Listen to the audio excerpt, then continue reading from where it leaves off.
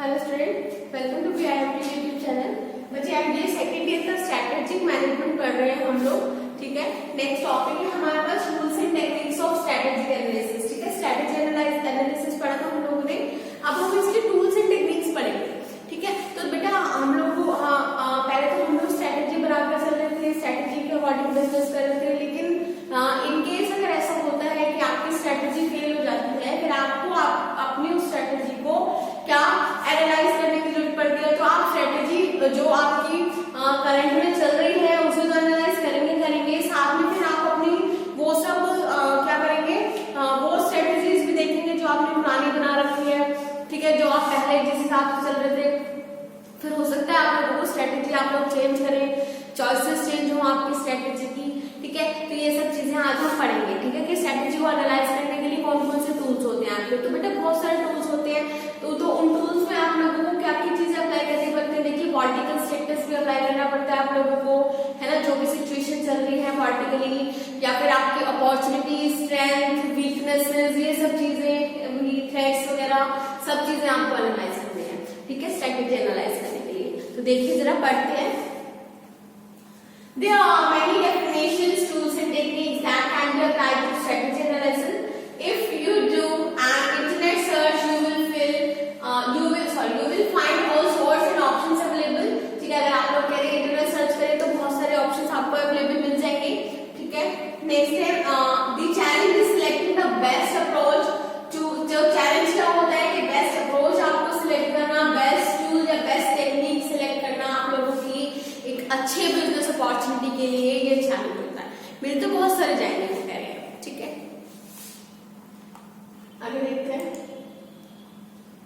Another part of challenge is understanding what strategy analysis means, since there can be many definitions. ठीक है, another part ये होता है कि strategy analysis का आपका मेन मोटिव क्या है, उसकी डेफिनेशन क्या है, क्योंकि अलग अलग चीजें आप लोगों को वेबसाइट पे या फिर इंटरनेट एक्सप्लोर करने पे मिल जाएगी। ठीक है, तो बेटा मेन मोटिव, डेफिनेशन आपकी डिपेंड करती है बेटा कि मेन मोटिव क्या है आप लोगों का। ठीक है, डेफिनेशन आप लोगों को याद करने के लिए तो वही होगी। स्ट्रेटेजी एनालिसिस क्या होता है, तो बेटा स्ट्रेटेजी एनालिसिस होता है जो करंट आपकी स्ट्रेटेजी आपको लग रहा है कि वो फेल हो रही है, लेकिन आपको पता था कि वो फेल होनी नहीं चाहिए थी, तो आप लोग अपनी सारी जो tools and techniques, opportunity, threats, सारे के सारे आपके स्ट्रेंथ्स और आपका जितने भी आपके बिजनेस के और भी जितने भी पॉलिटिकल एनवायरनमेंट क्या है, आपका जो भी सब चीजें चल रही है, वो सब चीजें आप लोगों को दोबारा से रिवाइज करनी है। कहीं आपने कोई गलती तो नहीं कर दी जिससे आपकी स्ट्रेटेजी फेल हो रही है, तो ये सब चीजें आपकी इसमें आएंगी, स्ट्रेटेजी एनालिसिस में आएंगी। ठीक है, then this can make it confusing, तो इससे कंफ्यूजन क्रिएट होती है। It is a best to simply say the strategy analysis is an approach to facilitating. तो कह रहा है बेस्ट क्या है आपका, सिंपलेस्ट वे क्या है कि स्ट्रेटेजी एनालिसिस क्या है, तो ये बेटा अप्रोच है टू फैसिलिटेटिंग, रिसर्चिंग, फैसिलिटेट करना, स्ट्रेटेजी को रिसर्च करना, एनालाइज करना and mapping and organisational abilities to achieve a future and vision state based on present reality and often with consideration of organisational processes, technologies, business development and people capabilities. Part of the whole process is the ability. Part of the whole process is the ability to bridge gaps that exist between the strategy, tactical and operational aspect of the organization. This acquire a look at the present state and future state, risk, financial and creation of change requirements to achieve the desired outcome. तो बेटा आपका strategy analysis वो simple words में मैं आप लोगों को बताऊं तो वो कह रहा है क्या होता है, आपकी प्रेजेंट स्टेट को एनालाइज करना, फ्यूचर स्टेट को एनालाइज करना कि आप लोग क्या चाहते हैं। ठीक है, इसके बाद आपके रिस्क कितने हैं, फाइनेंशियल कंडीशंस क्या क्या है, क्या क्या रिक्वायरमेंट आपको चेंज करनी है ऑर्गेनाइजेशन गोल को अचीव करने के लिए।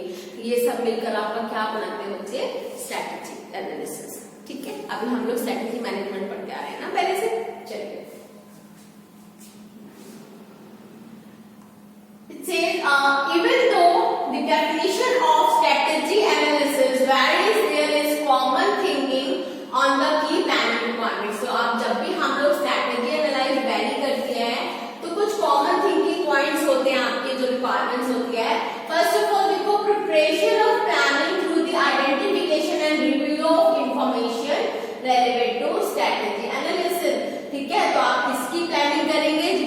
आइडेंटिफिकेशन करनी है आप लोगों को, जितनी भी इंफॉर्मेशन देखनी है और रिव्यू करनी है, जो भी रेलेवेंट है आपकी स्ट्रेटेजी एनालिसिस के लिए, उन सबको आप पहले प्लान आउट करेंगे। ठीक है, performing high level environment scan, looking at internal external business environment with the consideration for mission, vision, stakeholder structure, existing plan, people profile and question responsive.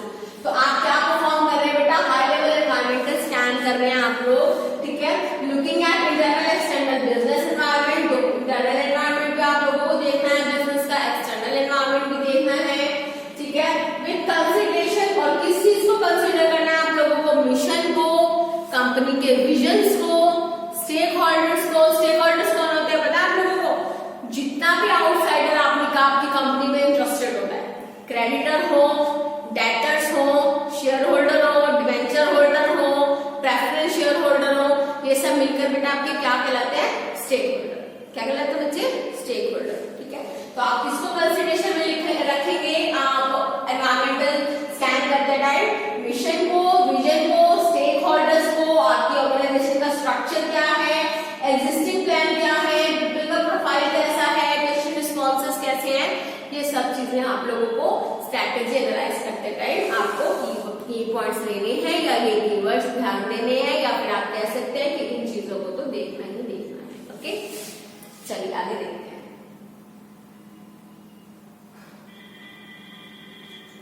Applying a choice of different tools and techniques to analyze the present state of a business environment and mapping out its future.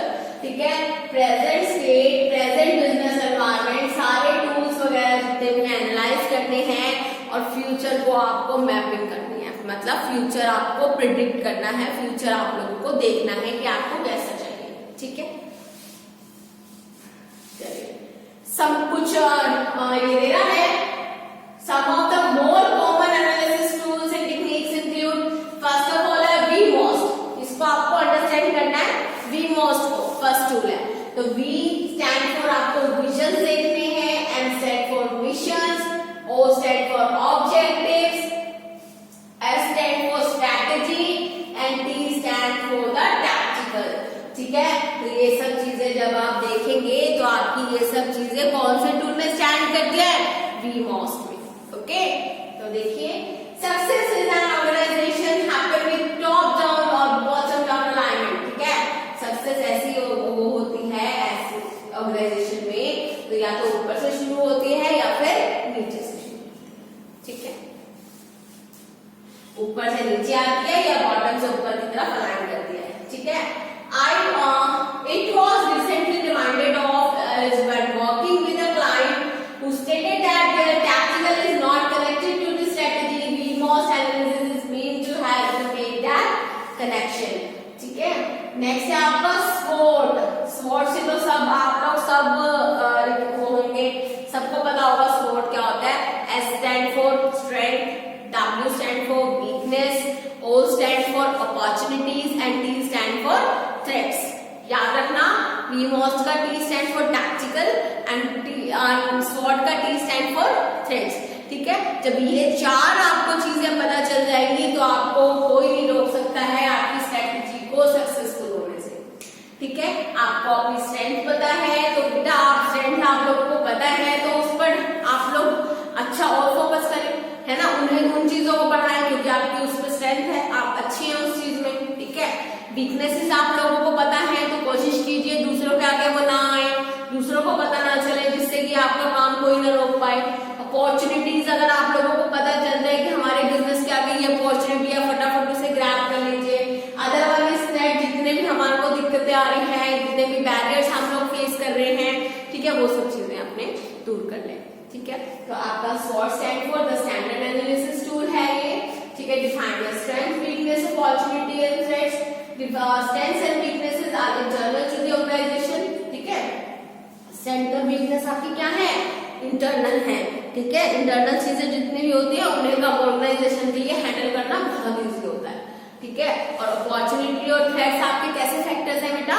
External factors हैं। ठीक है, external factor से एक बार फिर भी बंदा मान खा सकता है, थ्रेट्स हैं तो आप हो सकता है कि आप डील ना कर पाए, बट अपॉर्चुनिटीज हैं तो फटाफट ग्रैब कर लेनी चाहिए ठीक है, तो देखिए SWOT requires to be candid and provide an honest assessment of the state of things.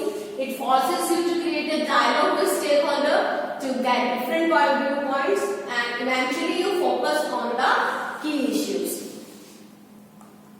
चलिए, now the next is PEST. PEST stand for P stand for Portugal, E stand for economic, S stand for social and T stand for technology. तो बेटा ये भी जो चीजें होती है ना चार, ये भी आपकी स्ट्रेटेजी को एनालाइज करने में, सक्सेसफुल होने में या फेलियर होने में एक इंपॉर्टेंट रोल प्ले करती है। ठीक है, this is a great tool to use in tandem with SWOT. The acronym stands for political, economical, social and technology. PEST reveals opportunity and threats, ठीक है, better than the SWOT. तो ये opportunity और threats को SWOT से better represent करती है PEST, ठीक है, क्योंकि देखिए सारा का सारा आपको एक्सटर्नल दिख रहा होगा ना, वर्टिकल भी आप एक्सटर्नल, इकोनॉमिक भी, सोशल भी, टेक्नोलॉजिकल भी, ठीक है। Threats better than the SWOT. Next, the direction of business change project that will fail beyond your control and country, region and market issue, ठीक है, through planning helping you to create an objective. ठीक है, next आता है बेटा आपके पास SWOT. क्या tool है? SWOT. This stands for strength, opportunity, aspirations and results. ठीक है, तो threats और opportunities, aspirations and results. This is a great tool if you have a strategy plan completed and you need to focus on a specific impact zone. ठीक है, अगर आपकी strategy complete हो चुकी है और स्पेसिफिक इम्पैक्ट जोन आप लोगों को एनालाइज करना है, तो आपका इम्पोर्टेंट टूल या फिर आप कह सकते हैं मोस्ट इफेक्टिव टूल कौन सा होता है बेटा? आपका SWOT. ठीक है, I use SWOT to help a business that needed to focus on their business development requirements. Due to an external market change, the organization needed to discuss how they would recapture the lost sales by $1 million per month to ensure they maintain their profitability. ठीक है, चलिए, sorry, next है आपका Boston matrix. ठीक है, Boston matrix आप लोग कह सकते हैं, बॉस्टन मैट्रिक्स में आप लोगों का क्या आता है बेटा? BCG matrix. ठीक है, कौन सी आती है? BCG matrix. ठीक है, BCG मैट्रिक्स आप लोगों ने सुना है? कैश काउ सुने हैं? Cash cow. तो इसमें बेटा ये सब चार चीजें आती हैं आपकी. कैश काउ है, सिक डॉग है, क्वेश्चनेबल है और फ्लाइंग स्टार है. ठीक है, चार चीजें आती है ना बॉस्टन मैट्रिक्स में. पता है मार्केट शेयर को या हम लोग एनालाइज करते हैं ग्लोबल मार्केट शेयर को, पता है? चलिए नेक्स्ट जब BCG मैट्रिक्स पढ़ाऊंगी तब पढ़ाऊंगी इसे. ठीक है, तो इसमें बॉस्टन एनालिसिस में आपकी चार चीजें आती है बेटा. क्या क्या आती है? Cash cow, sick dog, questionable and flying star. ठीक है, चार चीजों को लेकर आप एनालाइज करते हैं. चलिए, I have applied this to the product and service reviews with the help to make product decision with consideration for market share and market growth. हाँ, इसके लिए होता है बेटा कंसिडरेशन. किसको कंसिडर करते हैं? मार्केट शेयर को और मार्केट ग्रोथ को. मार्केट शेयर को ऊपर रखते हैं, मार्केट ग्रोथ को साइड में रखते हैं.